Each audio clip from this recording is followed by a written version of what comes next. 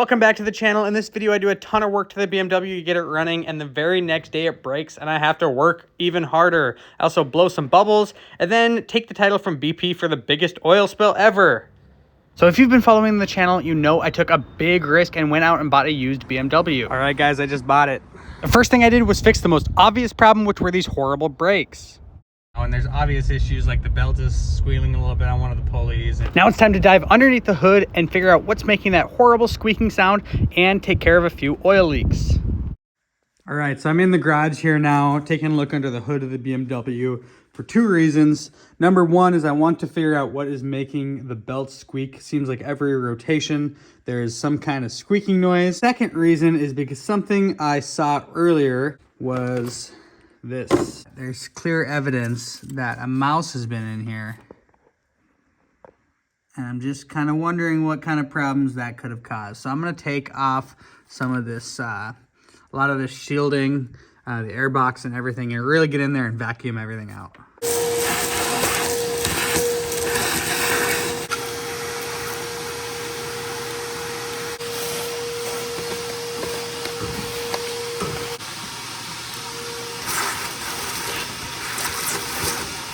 Now the nice thing is, if I forget where anything goes, I can just look right there and I've got all the answers. This is gonna be the cabin air filter. Pretty dirty, lots of gunk underneath it. I think that's all I need. Yeah, that's much better, much better. Okay, I'm looking at the belt here, and you can see that the edge of it is frayed pretty bad right there and above. The guy said that they put a new belt on, so I am curious about what's going on here. I'm gonna remove the intake and the fan and stuff to get more access to the belt and see if we can figure out what's going on.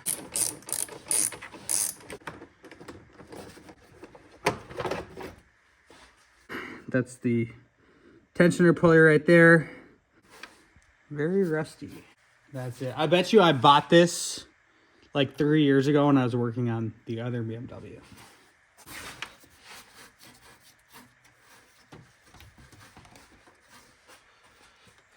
I think I already found the culprit. I don't know if you can hear this. Try to listen to this alternator.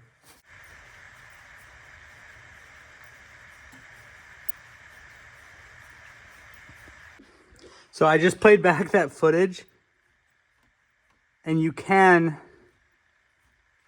on the camera, hear a little bit of a chirp, like a little baby bird. So in order to get the oil filter housing off, I need to take the intake off. And also in order to get the alternator off, I need to take the intake off. So I'm definitely taking the intake off, and when it's off, I'm gonna replace the alternator because it's squeaking, and replace the oil filter housing. I already got a few things out of the way. Now I got to take the actual intake off. It doesn't need to come all the way out, just up enough to get enough space into some of these bolts.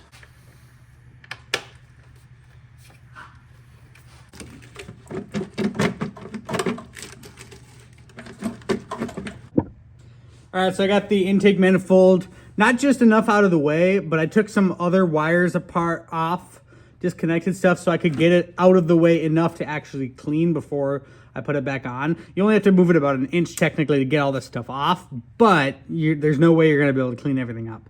Probably gonna get some new gaskets as well for that.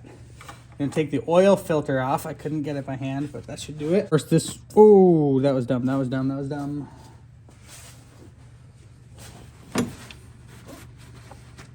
Would have been smart to drain the oil first, but after I got everything taken apart, I didn't want to jack the car up and mess with everything because everything's kind of in a delicate balance right now as is.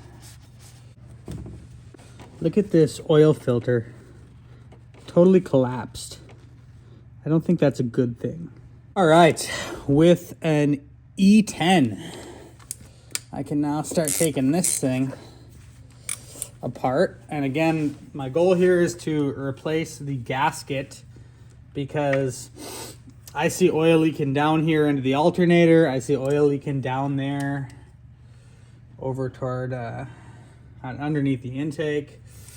All sorts of oil leaks. The guy I bought it from said that his friend or buddy or cousin or whoever had done this gasket, but I don't know, it's still leaking. So maybe they did it and a lot of this oil I see leaking was just still there. It's possible that they did it and they over torqued it or maybe under torqued it and just didn't get a good seal, or maybe they didn't clean the surface very well. And there we go. That's the oil filter housing. This is the gasket that the guy said he replaced, but man, that doesn't look good at all. It looks pretty mangled. I don't know what a mangled gasket like this looks like, torqued too tight. So let me know in the comments. Does that look like it was over torqued to you? Now I gotta get this alternator off, and with everything that I've taken off already, shouldn't be too hard at all.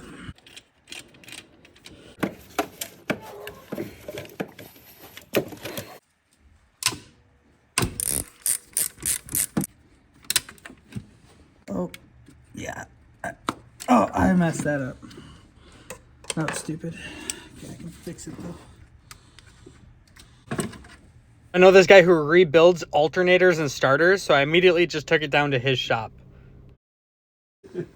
I had done it for a long time. I just go around down to pick up that knife and look at it every ace how where. And boom, check this out. This looks like a totally brand new alternator, but it's not.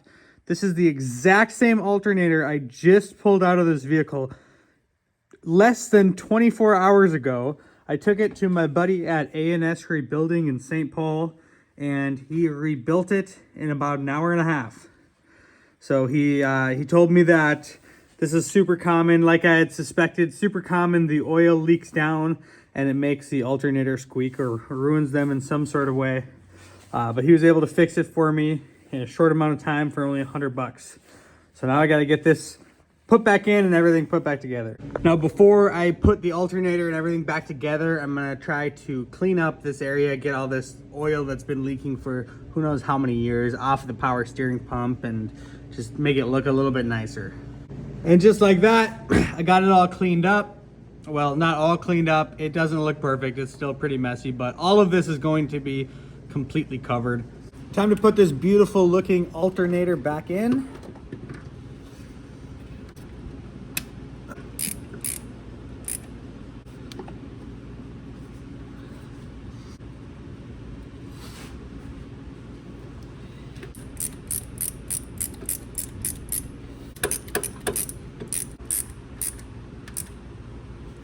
All right, I got the oil filter housing cleaned up best as I could get it, and a brand new gasket in there, and I put a little bit of oil on it so it seats properly.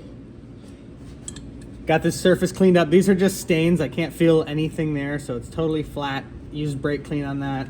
Nice and clean.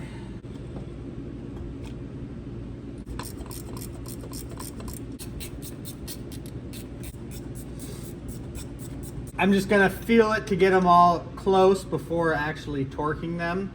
The only problem I'm gonna have is that this one I'm not gonna be able to get, I can't even get a socket on that. Even a short socket won't fit because of this hose that comes in here. So that's gonna be a little bit of a challenge. That one I might just have to do by feel, especially if I kinda, use the same leverage here.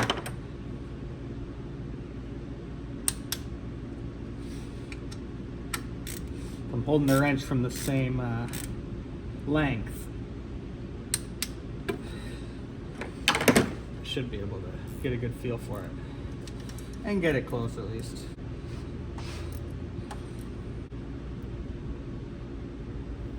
That feels good. So I've got these new seals for the intake. I took the old ones out already. They weren't too bad, but it's just something to do while you're in there. Now I'll just try to reposition the intake on.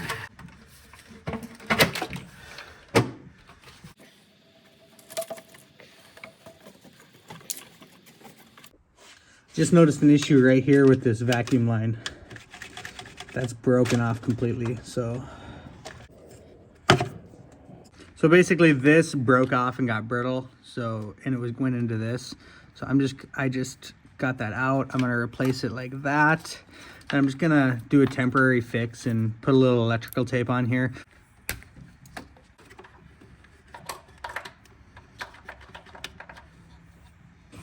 All right, now I'm gonna get all the intake nuts and the one bolt just started by hand.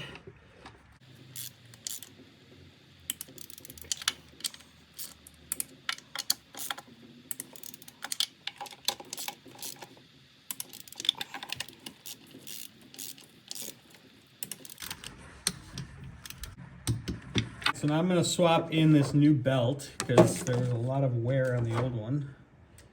Despite the claims that it was new, I just need to kind of fish this out. I want to use this moment of fast motion silence to invite you guys to subscribe to the channel. More subscribers really helps me be able to continue to do videos like this. I'm just going to do that in the reverse order and it should be easy peasy.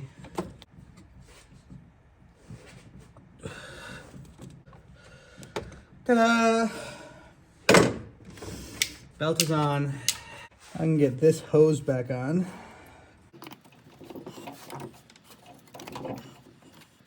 Click that into place. All right, now I'm gonna put the oil filter back in, but we've got a new oil filter, of course, and a new O-ring here.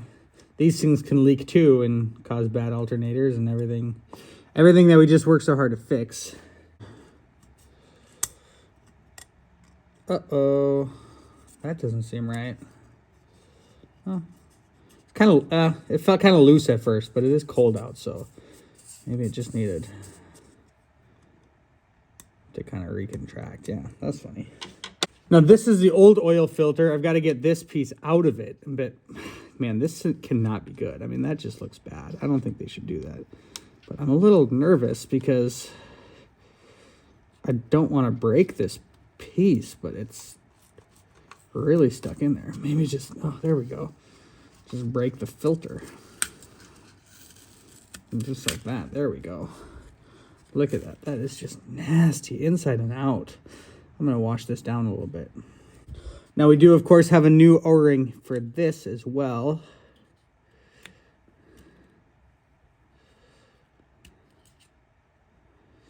And these should be replaced every oil change. So based on how brittle they are and how much oil was leaking, I'm kind of wondering if the previous owner just didn't replace these, or maybe they just haven't done an oil change in that long. So that's all good. And then the filter, I do not believe there's a top and a bottom. Slides right into that. And this will kind of press in. I'm going to put a little oil on that O-ring actually, so it won't damage it when it slides into the bottom. Same thing on this O-ring we put on, a little bit of oil. Thread that in. That is pretty tight because that was a very thick, juicy O-ring. It doesn't even hardly want to go in there. There is a torque spec for this, but I don't know it, and I don't have one of those socket type oil filter wrenches on me, so I really just have one of these, which I hate to use on a nice cap like this because it kind of damages it, but just gonna be a little careful. I'm gonna fit the air box in, which I also cleaned up some. This is a pretty easy thing to just pop in.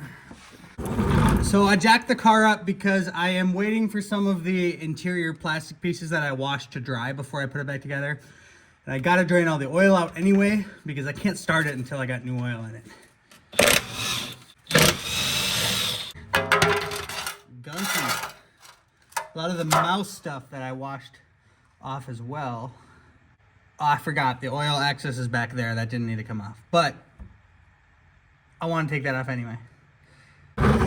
So I really did not want to do this, but I feel like I have to. I'm gonna drop this plastic piece off so I can just clean it. I think this thing was leaking a lot of oil out of that oil filter housing, and maybe just the O-ring too around the oil filter. So I'm just gonna get this cleaned up.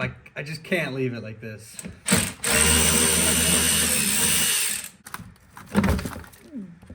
Yuck. It fell on me. It touched my hair. Nasty. Oh. Oh, I hate it. I hate it. Yucky. Okay. Look what I found. The missing leg to my tripod. Ta-da! No, the oil drain plug, the filter we got came with a new washer. So do that, the oil's all drained and almost ready to fill up. That feels good.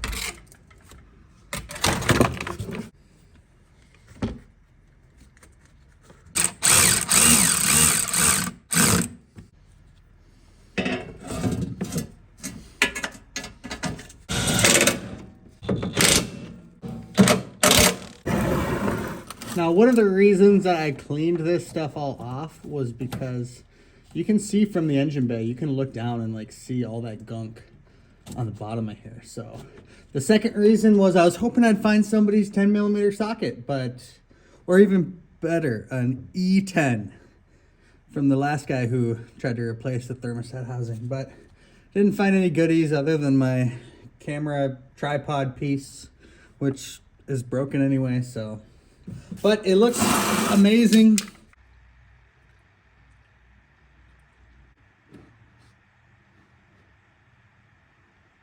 Now I basically just have to start putting a bunch of stuff back into this engine bay.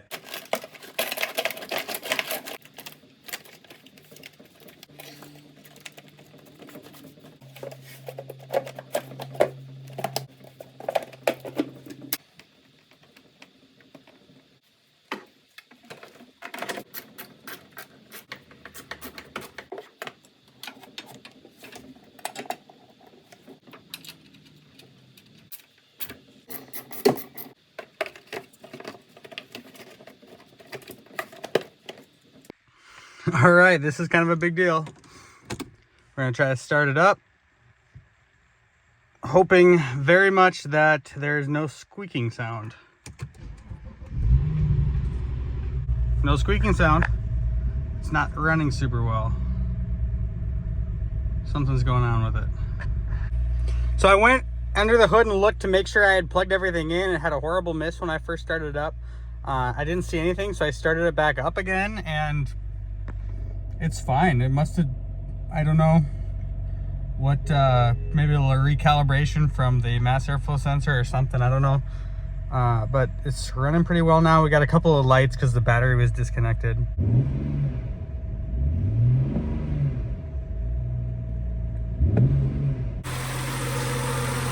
No awful squeaking sound from the belt anymore, so I'm glad that's taken care of. That was kind of the main thing. I'm gonna go ahead and put the cowl and everything back on. All right, now I'm gonna try to reset some of these the service stuff. All right, so the back brakes, front brakes, we're about to do those, so I'm gonna reset those now. oil. I think this one's just like a general service, just like an inspection. All right, so we got everything reset. So you really can't make this stuff up. Just after that, I had, I was starting and running just fine. Cleared those codes. Now I think I have a bad starter.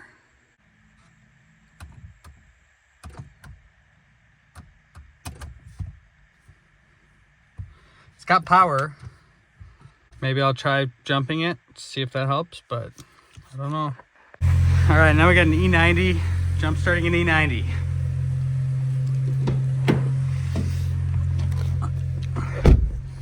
Let's see, oh, I got those cables on there good. Woohoo! Let's go. Oh my gosh, I was nervous. I don't know what the deal was. Guess it was just dead enough to kind of suck all the power. But time to take this thing on a little test drive after I get my driveway cleared of all the vehicles in it. It runs well though, it sounds good. I haven't seen any leaks or anything. So I'm driving, the brake light is not on anymore. Since I backed out of the driveway, that went away. So we have no warning lights on this car. Everything's working pretty much as it should. It is just so nice to be able to drive around with no warning lights on the dash. I feel like that is a big step in any project. Doesn't mean you're done. There's still like suspension and brake work that we got to figure out, but we don't have any warning lights, and that horrible squealing noise from the belt is gone. Feels good.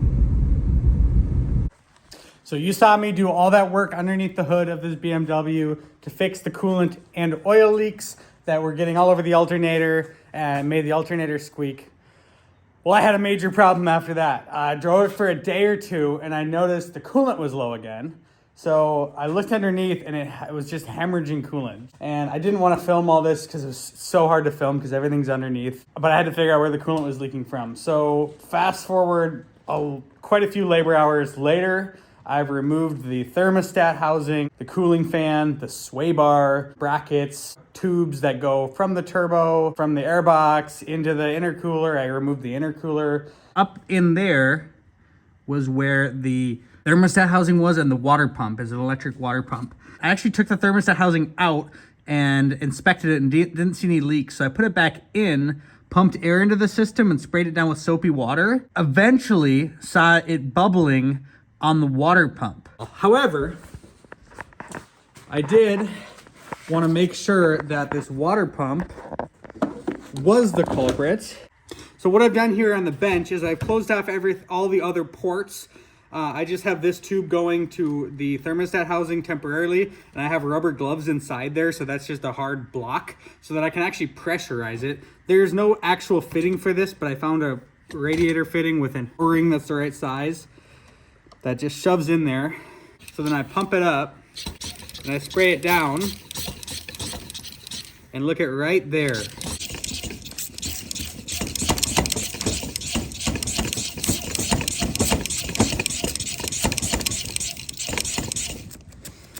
So there you have it. This water pump assembly is no good. I think that plastic is cracked. So I got to order a new one of these. So now I got the old water pump and the new water pump. I put this hose on, and I'm going to try to get this back in the vehicle.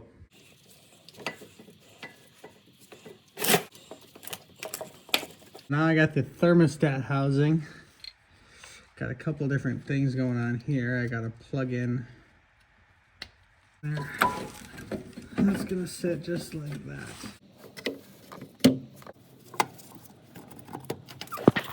All right, now I'm gonna put pressure in the system, see if we have any leaks. I know for a fact that leaks, but I got a new one of these.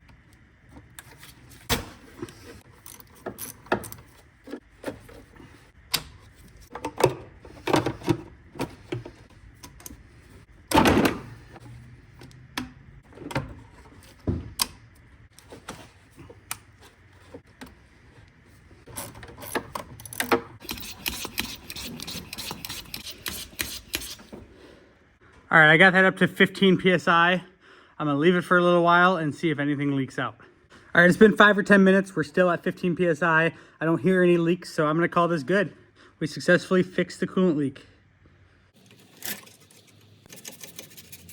All right, with this bracket on, this coolant transfer line goes in with a couple brackets.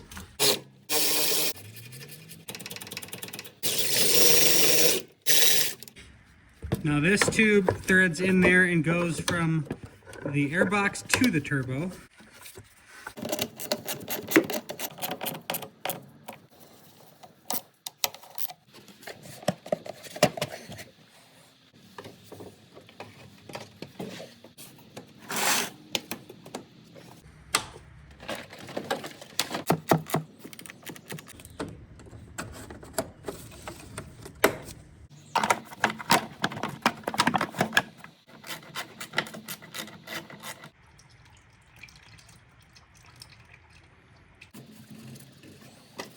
Time to start it up, still on the jack stands, but let's hope that the battery is good this time. There she goes. So far sounds good.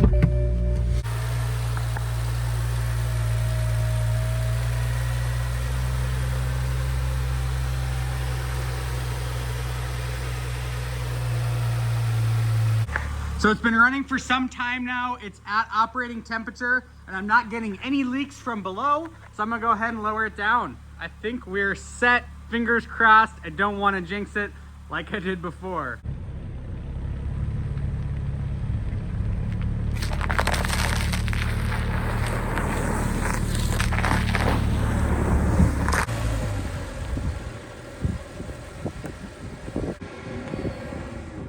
There you have it, it's done. It's running super well, driving well. I just drove it over 50 miles. It still bounces a lot over bumps because the suspension is shot. In the next video, I'm gonna do new suspension and a couple other details. After that, we'll have my detail guy go over it with a fine-tooth comb and get it shiny and protected. If you enjoyed this video, I sincerely ask you to subscribe to the YouTube channel. If you have questions, ask in the comments below. And don't forget to like the video. It really helps out, guys. I appreciate all the support. Stay tuned for these next videos of changing out the suspension and some brakes, and then finally detailing the car inside and out, and you'll see a huge transformation in this thing. Thanks again for watching.